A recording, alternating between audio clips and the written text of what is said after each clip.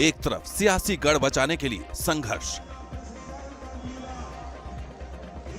तो दूसरी ओर सत्ता की साख बनाए रखने की चुनौती। लेकिन इस बीच में एक और कवायद चल रही है और वो है ताकतवर विकल्प बनने की उम्मीद। लोकसभा चुनाव में त्रिकोणीय लड़ाई की यह कहानी है केरल की राजधानी तिरुवनंतपुरम की। दरअसल तिरुवनंतपुरम वो संसदीय सीट है जहां 3 बेहद चर्चित उम्मीदवारों ने जीत हासिल करने के लिए पूरी ताकत झोंक दी है। नमस्कार, 24 के अखाड़ा में आपका स्वागत है। मैं हूं मोहित राज दुबे। मैं पहुंच चुका हूं केरल की राजधानी तिरुवनंतपुरम में। तिरुवनंतपुरम देश की हाई प्रोफाइल लोकसभा सीटों में से एक है। केरल देवताओं की नगरी है। यहाँ की खूबसूरती और यहाँ की सियासत दोनों चर्चा में रहते हैं। दरअसल ईवीएम का पहली बार इस्तेमाल केरल के भीतर ही हुआ था।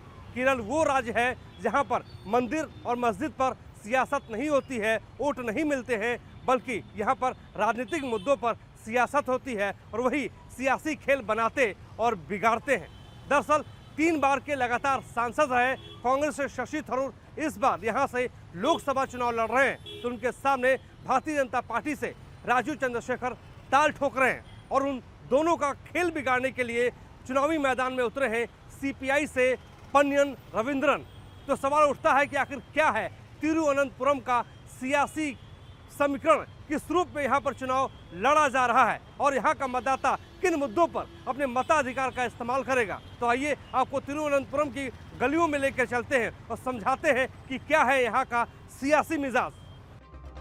केरल की सियासत में कांग्रेस की नुमाइंदगी वाली यूडीएफ, जबकि सीपीआई सीपीआईएम की टीम वाली एलडीएफ का ही बोलबाला रहा है। लेकिन अब बीजेपी तेजी से इन दोनों के बीच अपनी जगह बनाती नजर आ रही है। पार्टी को यहाँ चुनावी जीत भले ही न मिली हो, बावजूद इसके पीएम मोदी के नेतृत्व में बीजेपी केरल के अंदर थर्ड फोर्स बनने की कगार पर पहुंच गई है। पीएम मोदी खुद लगातार सूबे में चुनावी अभियान को धार दे रहे हैं, क्योंकि उनकी नजर यहाँ कम से कम 10 सीट जीतने पर है। अब केरला पार्लियामेंट में अपनी मजबूत आवाज भेजेगा। इसलिए आज केरला भी कह रहा है, फिर एक बार, फिर एक बार, फिर एक बार, फिर एक बार, फिर एक बार, फिर एक बार, फिर एक बार। तिरुवनंतपुरम संसदीय सीट की लड़ाई न सिर्फ तीखी है बल्कि बेहद दिलचस्प भी है और इसकी वजह 2 उम्मीदवार हैं जो अपनी अपनी पार्टी में टेक्नोलॉजी और डिप्लोमेसी की दुनिया की बड़ी आवाज माने जाते हैं। तिरुवनंतपुरम से शशि थरूर पिछले 15 सालों से लगातार चुनाव जीत रहे हैं और एक बार फिर कांग्रेस ने उन पर ही भरोसा जताया है।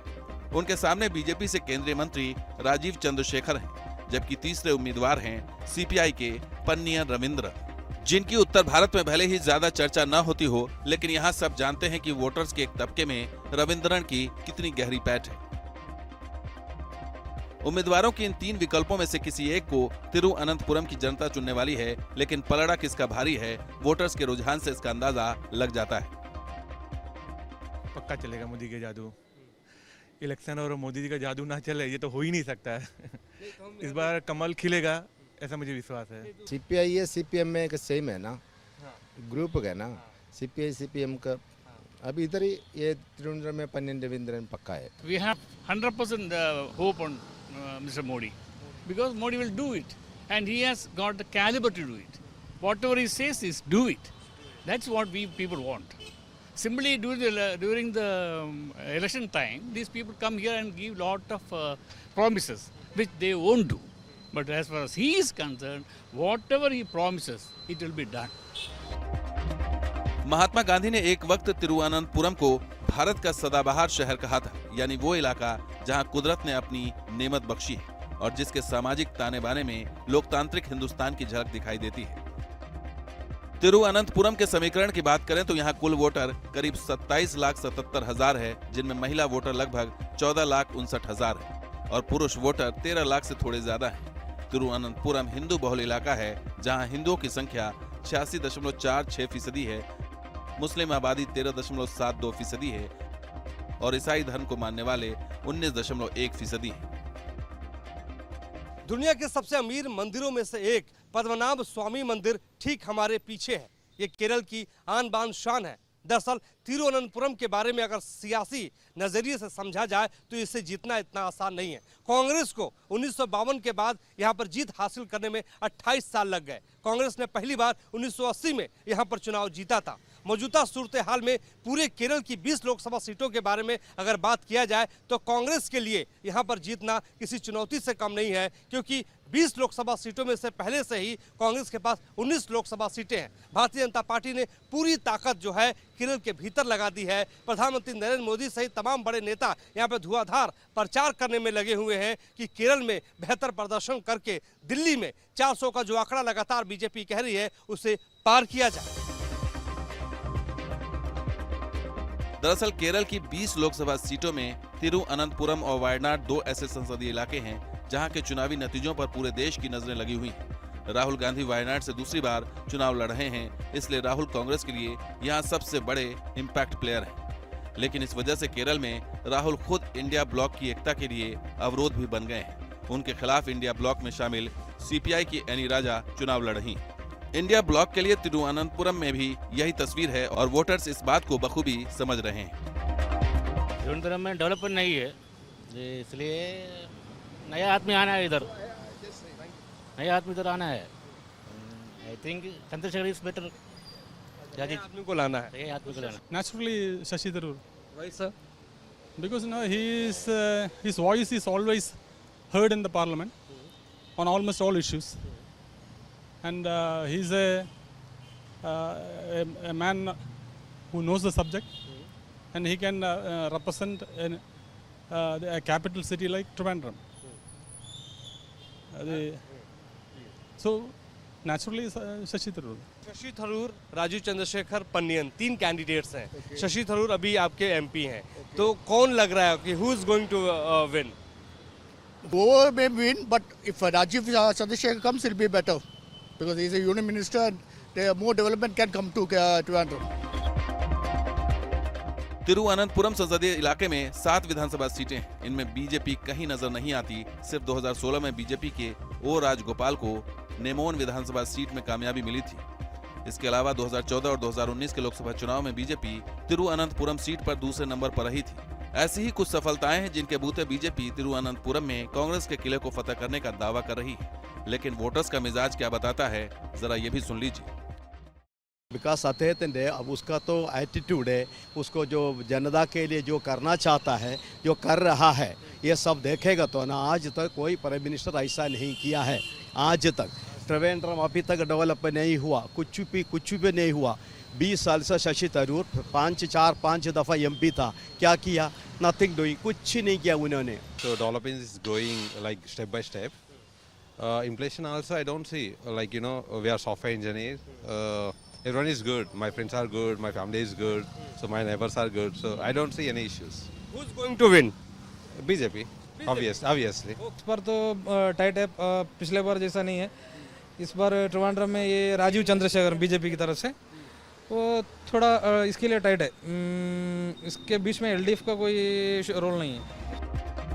तिरुअनंतपुरम संसदीय सीट पर पिछले 2 चुनावों से शशि थरूर का एक छत्र राज है। यूनाइटेड नेशन के पूर्व डिप्लोमेट शशि थरूर ने राज्यसभा सांसद बनकर अपने सियासी करियर की शुरुआत की थी। इसके बाद यूपीए सरकार में केंद्रीय मंत्री बने और फिर तिरुअनंतपुरम से लगातार 3 चुनाव जीतकर हैट्रिक लगाई है। विकास जो मैं ले आ सका केंद्र से भी और दूसरे प्राइवेट स्थापन से भी, ये सब दिखा के मैं फिर भी ऐसे सेवा करने के लिए तैयार हूँ, ये बता रहा हूँ। ये तो पहली बात ये है। दूसरी बात यह है कि जो मैं राजनीतिक मेरे जो स्टैंड्स रहे हमारे पार्लियामेंट के भीतर, पार्लियामेंट के बाहर, हमारे सारे मंच पे, देश में और अंतर्राष्ट्रीय मंच पे, ये सब हमारे लोग पसंद करते हैं। उनको याद दिला के कि मैं आपके शब्द वहाँ सुनाई दे रहा हूँ, ये भी लोग को याद दिलाता हूँ। तो अगर लोग गर्व से कहते हैं कि हाँ ये मेरा प्रतिनिधि है, ये मेरा सांसद है, तो वो लोग फिर भी वोट देने के लिए तैयार होंगे। मैं कभी ऐसे नहीं सोचा कि ये सीट का मुझे कोई हक है या मैं ये कोई गारंटी करके लेता हूँ। तिरुवनंतपुरम के इतिहास में कोई भी ये 15 साल का जो सेवा मैं की है, कोई और नहीं किया। मतलब ये शुरुआत से ही एक करीब 2 टर्म के लोग रहे और एक ही जो सांसद 3 बार चुनाव जीता उनका एक बार तो 1.5 साल का था।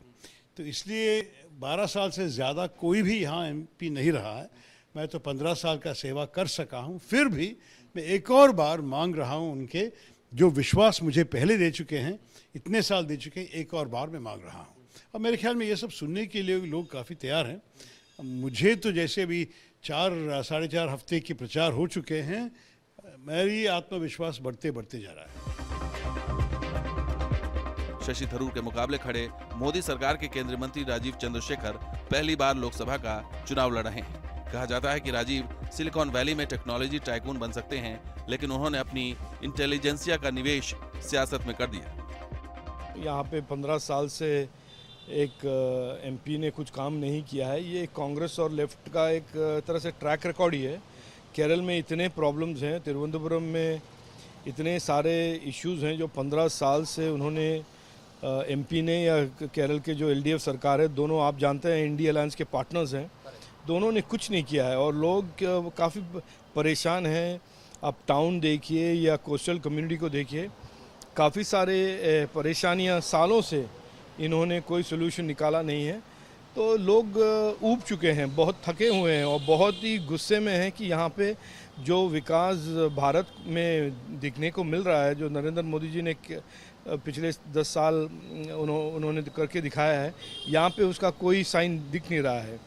और नरेंद्र मोदी जो करते हैं वही यहाँ पर कोई विकास अगर है, नरेंद्र मोदी जी का काम ही है। स्टेट सरकार ने कुछ नहीं किया और MP ने कुछ नहीं किया। तो बदलाव चाहते हैं और मैं उस बदलाव का एक कैंडिडेट हूँ, मैं उनको सामने रखता हूँ। केरल को अगर ईश्वर का अपना देश कहा जाता है तो तिरुवनंतपुरम में चुनावी जीत का मतलब है सियासी जमीन पर मजबूत पकड़। तिरुवनंतपुरम में राजीव चंद्रशेखर के पास मोदी की गारंटी है तो शशि थरूर के पास कांग्रेस का भरोसा, वहीं पन्नियन रविंद्रन के पास राज्य की ताकत है। सभी सियासी दलों ने पूरी ताकत यहां पर झोंक दी है। वैसे भी चुनावी संग्राम में जीत तो नेताओं की होती है और जनता के हिस्से में रह जाते हैं वादे। 24 के अखाड़ा में हमने आपको तिरुवनंतपुरम से ये बताने की कोशिश की कि जनता किन मुद्दों पर यहाँ पर चुनाव लड़ रहे हैं और मतदाता किन मुद्दों पर अपने मताधिकार का इस्तेमाल करेगा। हमारे सहयोगी सुभाष के साथ मुझे तिरुवनंतपुरम से दीजिए इजाजत। देखते रहिए न्यूज़ नेशन। नमस्कार।